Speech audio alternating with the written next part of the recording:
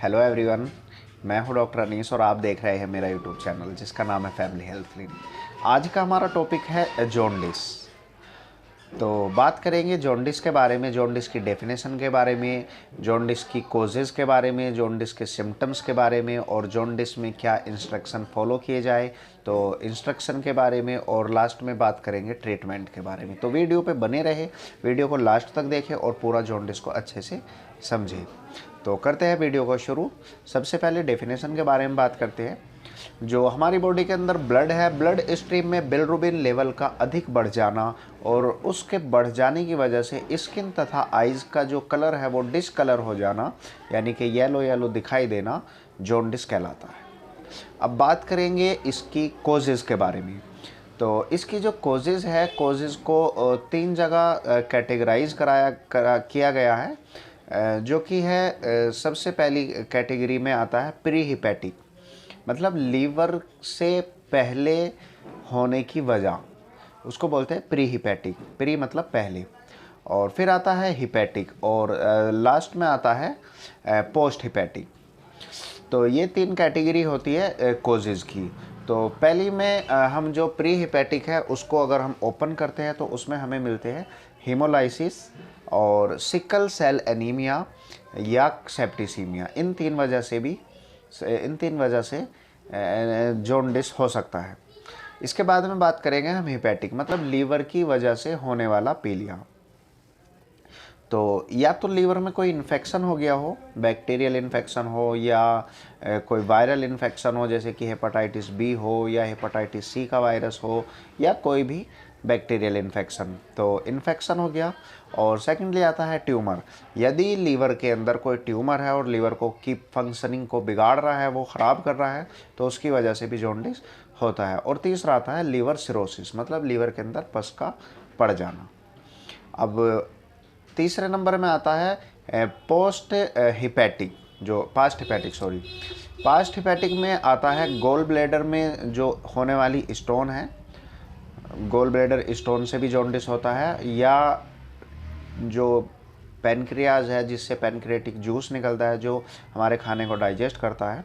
तो पैनक्रियाज में कोई ट्यूमर हो जाए या पैनक्रियाज इन्फेक्टेड हो जाए तो उसकी वजह से भी जॉन्डिस हो जाता है। या जो लीवर से हिपैटिक डक्ट निकलती है उसमें होने वाला कोई भी इन्फेक्शन या ट्यूमर यदि हो जाए या कोई ऑब्स्ट्रक्शन हो जाए तो ऐसी कंडीशन में जॉन्डिस हो जाता है। तो यही थे इसके कोजेज़।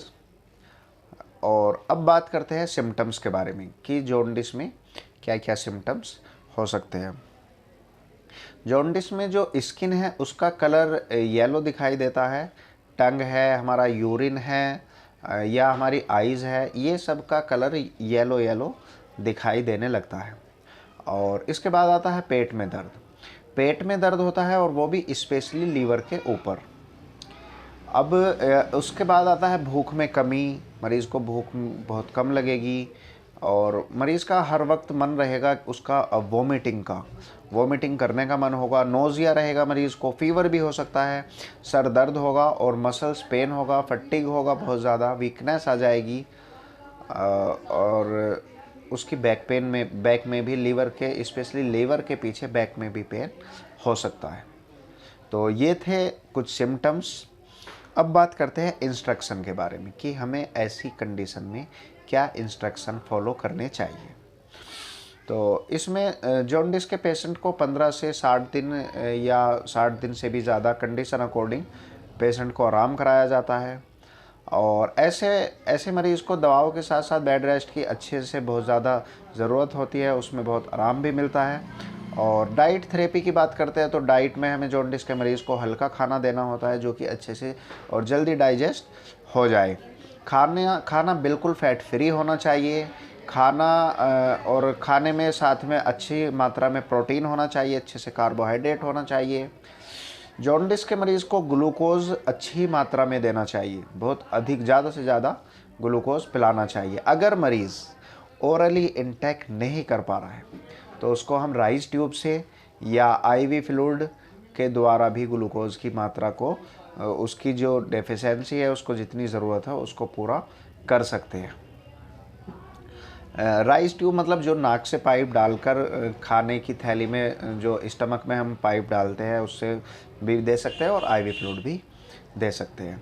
अब बात करते हैं मरीज़ को कितनी कैलोरी हमें देनी चाहिए। तो मरीज़ को जॉन्डिस के मरीज़ को अच्छी कैलोरी देनी चाहिए, लगभग 2200 से 3000 कैलोरी हमें मरीज़ को देनी चाहिए।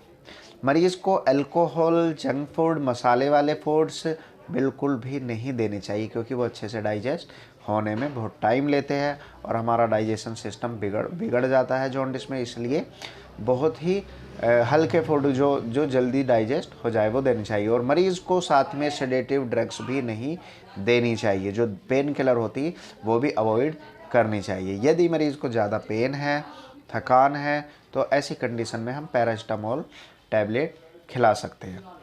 अब बात करते हैं ट्रीटमेंट के बारे में। यदि आप मेडिकल स्टूडेंट या डॉक्टर नहीं हैं तो आप यहाँ से वीडियो स्किप कर सकते हैं, क्योंकि अब है पारी ट्रीटमेंट की। तो ट्रीटमेंट में हम दे सकते हैं सिरप, लिवोमिन सिरप दे सकते हैं 2-2 चम्मच सुबह शाम, या दे सकते हैं लिव 52 सिरप या हेपामर्ज सिरप दे सकते हैं। तीनों में से कोई भी एक 2-2 चम्मच सुबह शाम।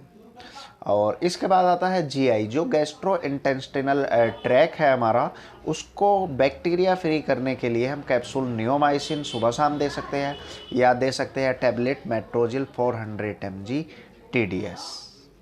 और इसके साथ में हम विटामिन की पूर्ति करने के लिए कोई भी एक मल्टीविटामिन इंजेक्शन दे सकते हैं, जिसमें स्पेशली विटामिन B1, B6 और B12 होना चाहिए। और साथ में दे सकते हैं कैप्सूल बिकासुल जेड, जिसकी डोज होती है OD। और ऐसी कंडीशन में जिस मरीज़ को जॉन्डिस होता है उसमें खुजली होने के बहुत ज़्यादा चांसेस होते हैं। तो यदि मरीज़ को खुजली हो रही है, इचिंग है बॉडी में, तो ऐसे में हम कैलामाइन लोशन यूज़ करा सकते हैं ऑल ओवर बॉडी। और कैप्सूल पेंटोप DSR सुबह शाम दे सकते हैं, अच्छे डाइजेशन के लिए, एसिडिटी गैस ना बने इसलिए मरीज़ को।